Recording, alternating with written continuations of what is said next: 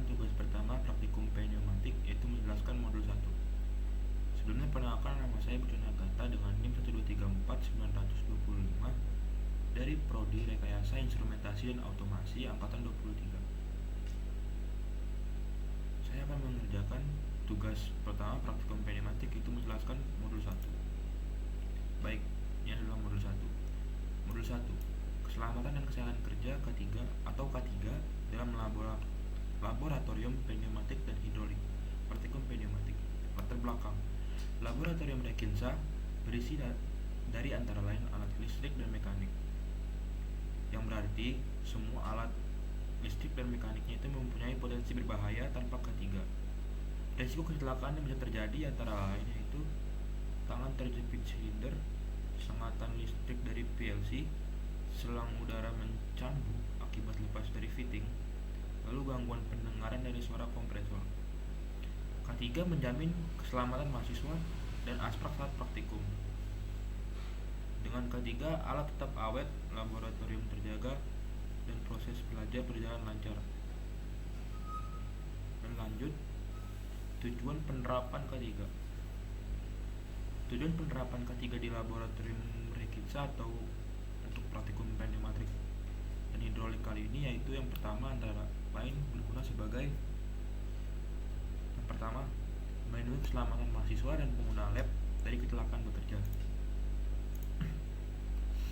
Lalu, mencegah kerusakan alat atau silinder, PLC, kompresor, selang, katup.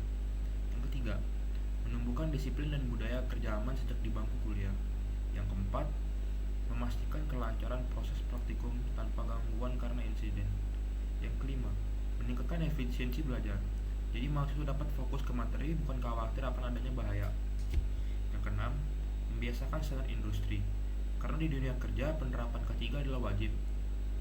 ISO 4501, SN3, OSHA. Baik, selanjutnya ada peringatan bahaya. Di sini ada silinder. Seperti ini gambar silinder bisa dapat kita lihat. Silinder di bagian sini. Lalu peringatan bahaya dari silinder itu yang pertama adalah risiko terjepit saat piston mulai bergerak. Lalu yang kedua, pergerakan mendadak dari silinder yang bisa melukai tangan atau kaki. Lalu yang ketiga, kebocoran udara, seperti suara bising, dorongan tiba-tiba. Yang keempat, salah program PLC, silinder bergerak tak terkendali. Baik, selanjutnya peringatan bahaya di PLC. Ini adalah gambar PLC. Peringatan bahaya di PLC yaitu yang pertama ada sengatan listrik dari power supply-nya yang bertegangan 220 volt. Yang kedua ada di bagian salah wiring atau lebih ke arah korsleting atau kerusakan modul. Yang ketiga, peringatan bahayanya yaitu program yang salah yang menyebabkan aktuator bergerak tidak sesuai. Lalu yang keempat adalah kabel berantakan atau trip hazard dalam arti lainnya tersandung. Baik, di modul selanjutnya di halaman selanjutnya kompresor dan APD. Oke, kita masuk di bagian kompresor dulu. Di sini kita akan menjelaskan secara pelan. Ini adalah gambar dari kompresor. Oke, di sini sudah terlihat kompresornya. Udara bertekanan tinggi yang dapat menyebabkan selang lepas bisa mencambuk. Lalu di peringatan bahaya keduanya adalah kebisingan yang bisa menyebabkan risiko gangguan pendengaran bagi orang yang mendengarnya. Lalu yang keempat, di bagian overheating yang dapat menyebabkan risiko kebakaran atau ledakan. Lalu yang keempat, minyak atau oli bocor yang menyebabkan licin atau risiko tergelincir. Ini adalah kompresor. Lalu di APD ini kita dapat melihat ini adalah APD dapat diterapkan di lab mungkin ya. Bentar. Yang pertama di sini ada masker untuk las, lalu penutup telinga, lalu sarung tangan, helm las, apron, safety shoes. Baik, akan menjelaskan perlahan. Safety glasses yang dapat melindungi mata dari serpihan atau kebocoran udara. Safety shoes melindungi kaki dari alat jatuh atau tabrakan. Earplug atau penutup telinga, meredam suara kompresor, lalu sarung tangan kerja melindungi tangan dari goresan ringan. Jadi kita masuk selanjutnya. Berikut adalah aturan umum dari praktikum pneumatik dan hidrolik. Yang pertama, dilarang menyalakan kompresor dan PLC tanpa izin Asprap. Lalu yang kedua, cek terlebih dahulu apakah oli kompresor masih cukup. Yang ketiga, jangan memegang piston saat silinder bergerak. Yang keempat, pastikan selang dan fitting terpasang kuat. Yang kelima, program dan rangkaian PLC diverifikasi dahulu sebelum running atau tes dimulai. Lalu yang keenam di sini, sebelum mencoba pneumatik, hidupkan kompresor sekitar 5 menit, kemudian matikan. Lalu yang ketujuh, saat tekanan angin dirasa kurang, matikan power PLC dan hidupkan kompresor seperti aturan ke-6. Lalu aturan umum yang ke-8 itu, setelah praktikum selesai, harap PLC dapat dimatikan dan kompresornya juga. Lalu rapikan lab. Baik, kita sekarang ke halaman berikutnya, itu ada SOP praktikum.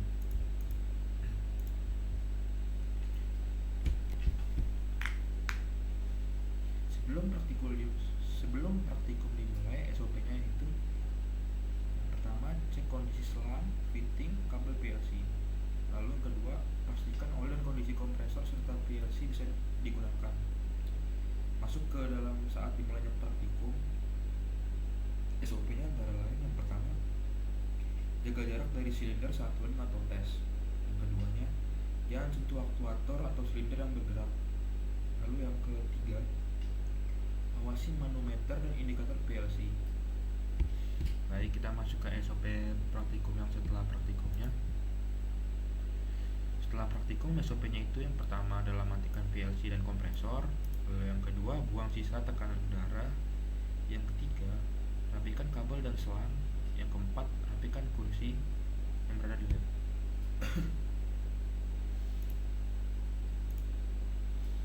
Oke, selanjutnya kita melihat tanggap darurat. Ini adalah hal-hal penting yang kita harus cepat tanggap ya, dan cara menanggulanginya. Tanggap darurat yang pertama itu ada kebocoran udara. Cara untuk menanganinya adalah matikan kompresor, buka katup pembuangan. Lalu yang kedua, sengatan listrik, matikan power, gunakan P3K. Lalu yang ketiga, kompresor overheating atau berbunyi aneh, hentikan praktikum, lalu evakuasi ruangan. Yang keempat, gunakan APAR bila terjadi kebakaran. Baik, kita mulai masuk ke artinya PLC. Jika COM sama dengan negatif, maka untuk pin alamatnya positif. Berlaku juga untuk sebaliknya. Lalu pneumatik, pastikan jika menggunakan fitting yang bisa diatur bisa menerima inputan angin dan kompresor. Lalu kesimpulannya yaitu utamakan keselamatan dan ikuti aturan yang berlaku untuk kepentingan kita bersama.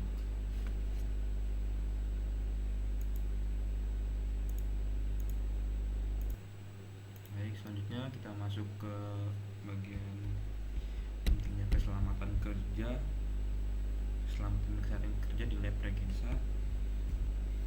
Keselamatan kerja bertujuan untuk mencegah terjadinya kecelakaan, melindungi diri kita dan teman-teman dari bahaya, serta memastikan semua peralatan laboratorium bisa digunakan dengan baik. Di laboratorium, kita dapat bekerja dengan komponen yang menggunakan tekanan udara, listrik, dan terkadang cairan hidrolik. Semua itu bisa menimbulkan risiko jika kita tidak berhati-hati. Oleh karena itu, kita harus selalu mematuhi aturan yang berlaku, misalnya menggunakan APD atau alat pelindung diri seperti sabtu safety, sarung tangan, dan kacamata pelindung jika diperlukan. Selain itu, kita harus memastikan tempat kerja rapi, kabel sedang tidak berserakan, dan selalu menggunakan APAR jika terjadi kebakaran. Ingat, keselamatan adalah tanggung jawab kita semua bersama. Lalu kita masuk ke bagian di sini ya, kita akan menjelaskan apa itu PLC. PLC adalah otak dari sistem otomatisasi di laboratorium. PLC berfungsi untuk mengendalikan aktuator, sensor, dan peralatan lainnya sesuai dengan program yang kita buat. Pada slide ini tertulis bahwa jika COM bernilai negatif, maka pin alamatnya menjadi positif, dan berlaku juga sebaliknya. Ini berarti kita harus memahami logika input output sebelum menghubungkan kabel pada PLC. Kesalahan kecil seperti menghubungkan kabel bisa menyebabkan sistem tidak bekerja atau bahkan merusak komponen. Jadi sebelum praktikum, pastikan koneksi kabel sudah dicek ulang, pastikan COM sesuai dengan yang diinginkan, dan gunakan alat ukur seperti multimeter jika perlu. Lalu berikutnya saya akan menjelaskan apa itu pneumatik. Pneumatik adalah sistem yang menggunakan udara bertekanan untuk menghasilkan gerakan. Komponen-komponen pneumatik yang umum digunakan adalah kompresor, katup, selang, silinder, dan fitting. Di slide yang telah kita baca tadi dijelaskan bahwa kita harus memastikan fitting yang digunakan bisa diatur dengan benar agar menerima inputan angin dari kompresor dengan baik. Ini penting karena jika fitting longgar atau tidak terpasang dengan baik, udara akan bocor dan sistem tidak bekerja optimal. Selain itu, kita harus memperhatikan tekanan udara yang digunakan. Jangan sampai tekanan terlalu tinggi karena bisa merusak komponen. Biasanya laboratorium sudah memiliki manometer dan regulator untuk mengatur tekanan udara sesuai kebutuhan praktikum. Lalu kita akan membaca lebih banyak lagi studi-studi kasus kecelakaan yang terjadi pada lab itu apa aja. Untuk membuat pembahasan ini lebih nyata, kita akan contoh kasusnya yang telah saya baca dari web-web sebelumnya. Bayangkan sedang ada praktikum, lalu ada salah satu selang pneumatik yang terlepas karena tidak terpasang dengan baik. Akibatnya udara bertekanan keluar dengan suara keras dan dapat membuat orang-orang di lab pada panik. Apa yang harus dilakukan? Tetap tenang dan segera matikan suplai udara dari kompresor. Pastikan area aman dan tidak ada orang yang berada di sekitar selang yang terlepas. Lalu kita dapat memasang kembali selang dengan benar, periksa fittingnya, lalu hidupkan kembali suplai udara secara perlahan. Dengan langkah ini, kita mencegah terjadinya kecelakaan yang lebih besar. Kasus yang seperti ini terjadi di laboratorium, jadi kita harus solusinya. Baik, kita masuk ke bagian contoh penerapan PLC pada dunia industri.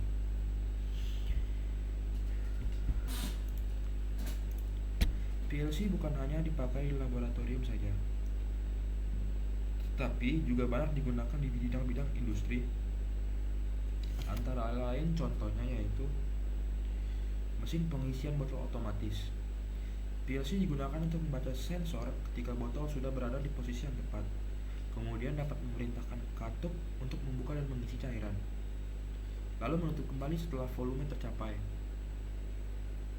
Dengan pemahaman yang kita pelajari di laboratorium, kita bisa mengerti bagaimana sistem industri bekerja dan bahkan merancang sistem otomatisasi sendiri di masa depan.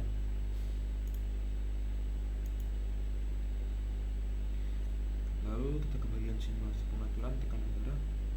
Mari kita bayangkan kita sedang mengatur sistem pneumatik.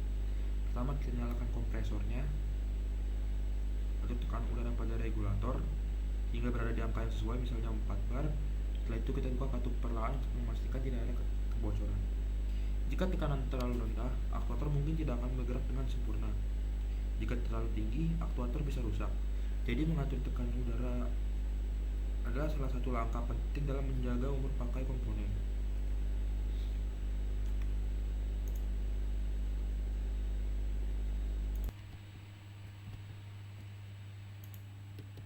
Baik, kita akan masuk ke penjelasan lebih dalam tentang PLC.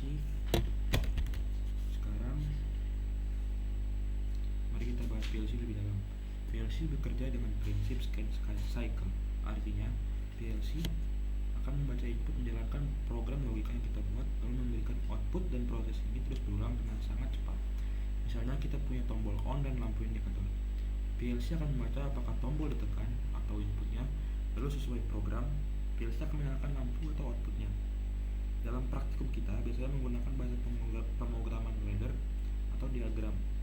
Ladder ini berbentuk seperti tangga dengan kontak, coil, dan relay yang mempresentasikan rangkaian logika. Jadi saat kita menyambungkan COM negatif dan positif pada pin, kita sedang menentukan referensi tegangan untuk PLC agar input bisa terbaca dengan benar. Jika salah, maka PLC bisa gagal membaca input dan rangkaian tidak bekerja.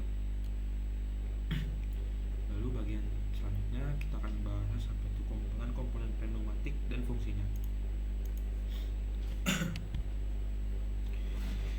pertama itu komponen pneumatiknya adalah kompresor yang dapat menghasilkan udara bertekanan, lalu filter regulator lubrikator atau VRL menyaring kotoran, mengatur tekanan dan melumasi udara, lalu katup arah mengatur jalur udara, misalnya katup 5/2 yang digunakan untuk silinder ganda. Lalu silinder pneumatik mengubah energi udara menjadi gerakan linear. Lalu ada selang dan fittingnya yang menghubungkan komponen agar udara bisa mengalir. Dalam praktikum, kita sering merakit sistem ini sesuai dengan soal. Saat merakit, pastikan semua selang terpasang kuat. Jika ada kebocoran, tekanan udara akan turun dan silinder bisa bergerak lemah atau tidak bergerak sama sekali. Lalu kita akan masuk ke ininya, kesimpulannya. Kesimpulan dari modul 1 kali ini yaitu kesehatan dan keselamatan kerja dalam praktikum pneumatik dan hidrolik adalah keselamatan dan kesehatan kerja adalah prioritas utama kita ketika kita berada di laboratorium. Sebentar, kita geser ke bagian ini. Jadi penerapannya. Kita harus mengikuti aturan, menggunakan APD, dan menjaga lingkungan kerja tetap aman. Pada sistem PLC, kita harus memahami konfigurasi COM dan pin agar koneksi berjalan dengan benar. Sedangkan pada sistem pneumatik, kita perlu memastikan semua komponen terpasang dengan baik agar udara dapat mengalir dengan lancar tanpa kebocoran. Dengan menerapkan semua aturan dan langkah-langkah ini, kita bisa bekerja dengan aman, belajar dengan nyaman, dan menghindari kerugian atau kecelakaan.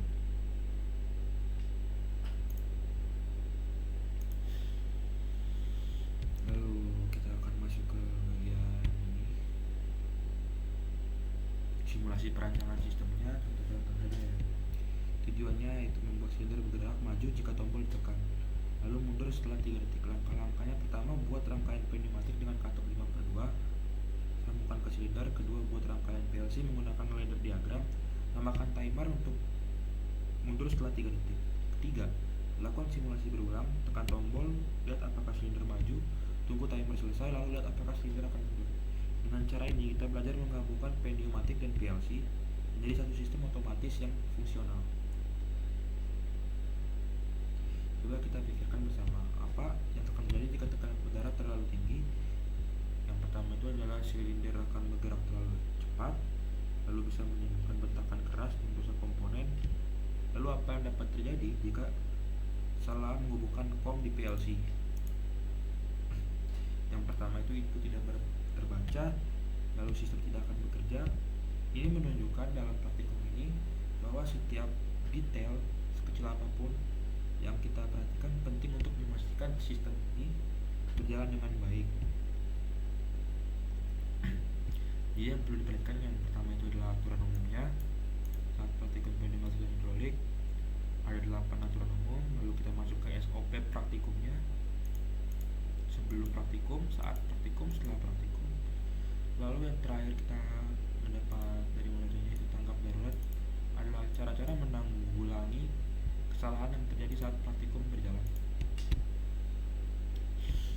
Lalu PLC, penjelasan PLC, pneumatik dan kesimpulan. Jadi kesimpulannya seperti itu sih. Kita harus mengutamakan kesehatan dan ikuti aturan yang berlaku untuk kepentingan kita semua bersama. Karena di sini ada tujuan penerapannya seperti ini sampai enak. Baik, sekian video tugas praktikum pneumatik dari saya. Apabila ada kata yang kurang mengenakan atau kurang enak didengar, saya mohon maaf. Terima kasih. Saya Budi Naganda dari Prodi Rekayasa Instrumentasi dengan NIM 10341925 angkatan 23. Terima kasih telah menyimak dari awal sampai akhir tugas pertama praktikum pneumatik hidrolik saya. Apabila ada kata yang kurang mengenakan mohon dimaafkan.